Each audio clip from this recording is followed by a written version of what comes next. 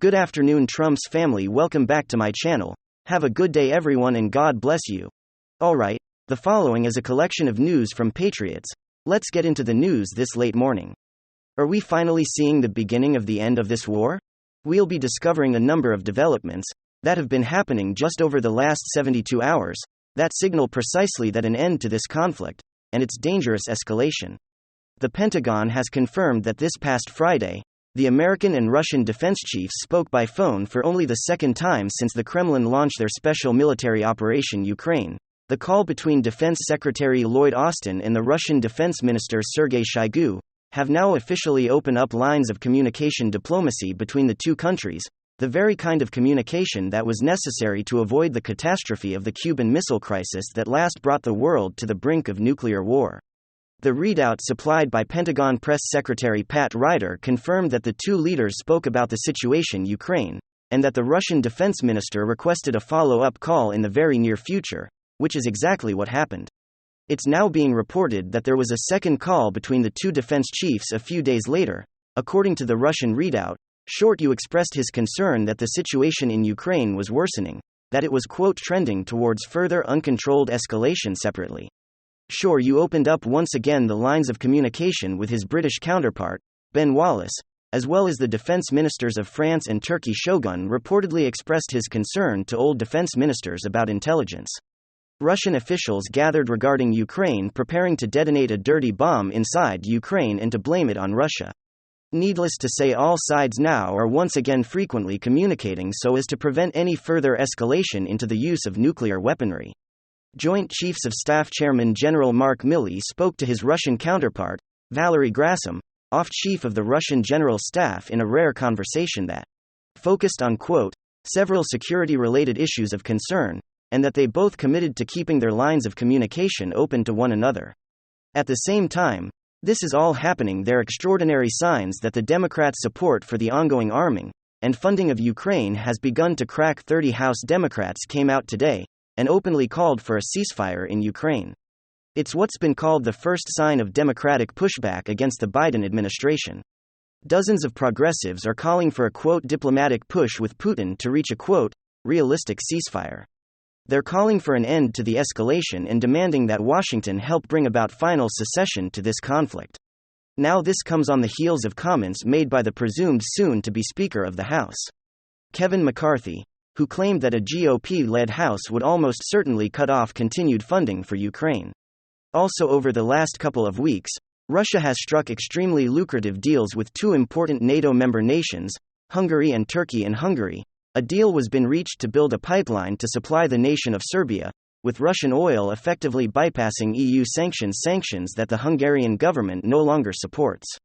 And now Turkey looks like it will be the new hub for Russian gas for the whole of Europe. Turkish President Erdogan has signed up to Russian President Vladimir Putin's plan to turn Turkey into a Russian natural gas hub, a move that in effect has stolen away one of NATO's most important member states and put them firmly in Russia's camp. Also, today, the French government is urging the Biden administration to sit down at the negotiation table and help broker a peace between Russia and Ukraine. Collectively, these are astonishing developments that would have been unthinkable literally just days ago. So what's really going on here? What's happening with Western support for arming and funding Ukraine? Well, we're gonna find out exactly that. So what's happening here with all of these astonishing developments? Well, when all is said and done, the collective West is simply losing its support for this war.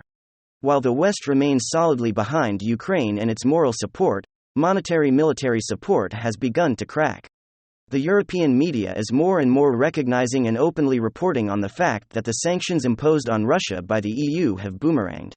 They have been, in the end, nothing more than a self-inflicted wound exacted against the European public by their own virtue signaling permanent political class. There's an increasing recognition that all of this cost of living suffering is actually being borne by only one side of this equation. As the Russian economy begins to once again flourish, we're finding that there are many nations around the world that are more than happy to join forces with Russia, China, India, and most especially when the vast majority of the West believes the invasion Ukraine was a horrible tragedy. It is virtually unanimous that such a tragedy is simply not worth a global nuclear Armageddon, with Hungary and Turkey looking towards Russia for its fuel and finance needs. With the UK spiraling out of control economically, and with Francis Macron repeatedly pushing for diplomatic resolution, there's clearly no appetite among NATO's member nations for a war with Russia. And here in the US, nearly 60% of the American public are calling right now for diplomatic resolution, and are steadfastly opposed to any military intervention. And so, with the escalating scare of the potential of a dirty bomb detonated in the midst of Ukraine, all of these cracks are now giving way. The threats are being replaced with conversation communication between Russia and NATO member nations, with a final resolution very possibly at hand. And then, this is some big news, Alexandria Ocasio-Cortez. She's crafted her political identity around two things. The first is socialism. The second is race over and over again. We hear Alexandria Ocasio-Cortez go on about how she's a person of color, a female person of color, a woman of color. Her defense to any criticism is always, I'm under attack, because I'm a woman of color. But it's kind of interesting how she plays this whole Latina thing. Of course, the implication being that she represents Latina women of color, but when it really comes down to it, when push comes to shove, we're learning that Alexandria Ocasio-Cortez does not represent the Hispanic community. Not at all. She's not as popular as you might believe. No, of course not. Alexandria Ocasio-Cortez represents white elitist big city liberals, which is of course the most beautiful piece of irony now, isn't it? We've been talking about Alexandria Ocasio-Cortez's disproportionate fame or popularity, how the media and her Twitter account make her seem a whole lot more popular than she really is. Well, now we've got the data to back it up, and it's her popularity liberals within her own identity group. Let me show you guys exactly what's going on here as we continue to cover these squad grifters. Alright folks. So as we continue to cover the topic of Alexandria Ocasio-Cortez not being as popular as she thinks she is, or as the media might make you believe, we have another example. Take a look at this example right over here from the Gateway Pundit. She's a hypocrite. Mayra Flores' response to new poll showing that she is more popular with Hispanics than AOC. Everyone listen to this. Dancing off her own constituents at a town hall this week as they voiced their.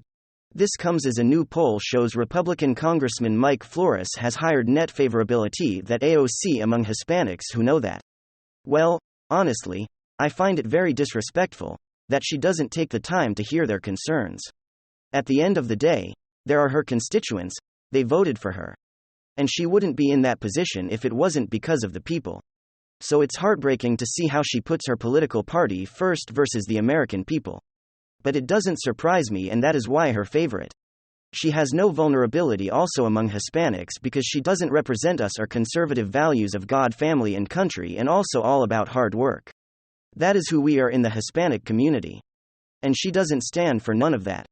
Oh, well, would you look at that, Alexandria Ocasio-Cortez over 4 years in the middle of the spotlight, I mean, a disproportionate amount of coverage and price on the cover of Vogue and so many other magazines, basically the queen of the Democrat Party, the future of Democrat politics, the political embodiment of Latina politics as less popular with Latinos in America.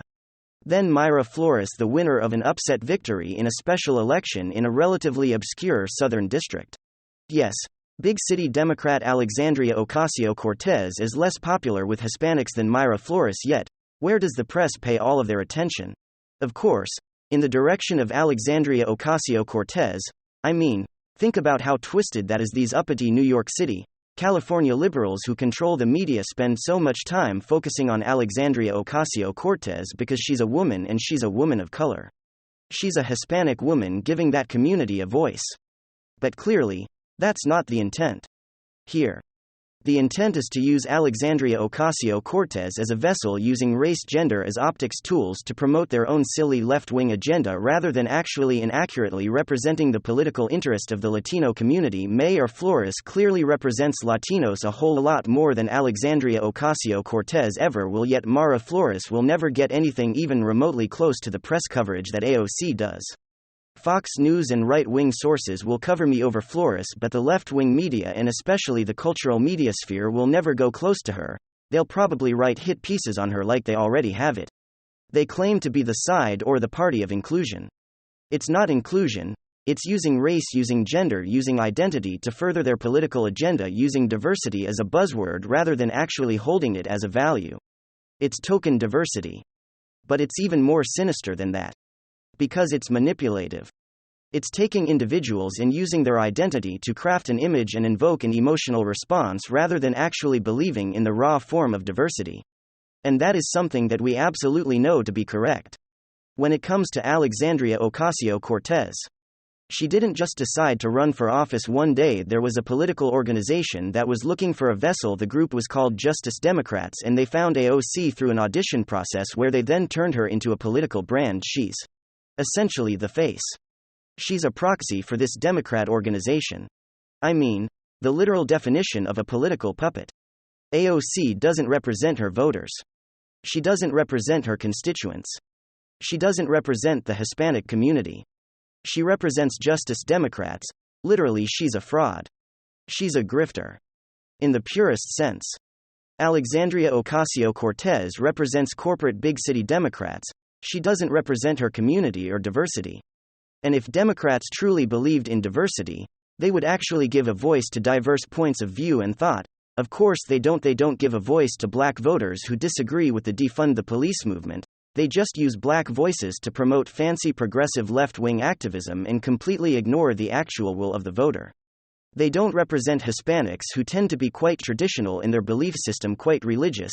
They only promote the Latinx far-left activist liberal. What it really is overly educated white liberal women using different identity groups and using different token individuals to promote their own agenda, as they claim to be down with the cause and fighting for these groups. They aren't, and you see it in the numbers.